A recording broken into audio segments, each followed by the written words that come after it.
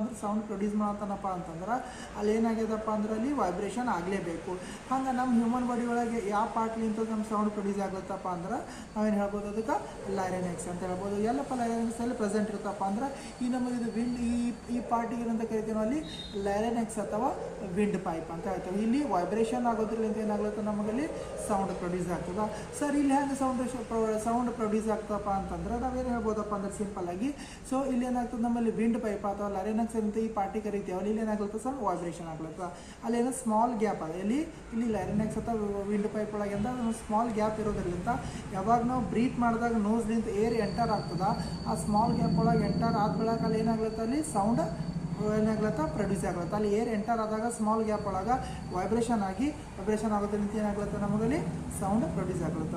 so ಇಷ್ಟೆಲ್ಲ ಹೇಳಿದೆ ನಾವು ಅಲ್ಲಿ ಸೌಂಡ್ ಏನಾಗ್ಲತ್ತ ಹ್ಯಾಂಗೆ ಪ್ರೊಡ್ಯೂಸ್ ಆಗ್ಲತ್ತಪ್ಪ, ಲೈರೆನೆಕ್ಸ್ ಒಳಗೆ ಹೋಗ್ಲತ್ತದ, ಲೈರೆನೆಕ್ಸ್ ಒಳಗೆ ಹೋಗಿ ಸ್ಮಾಲ್ ಏರ್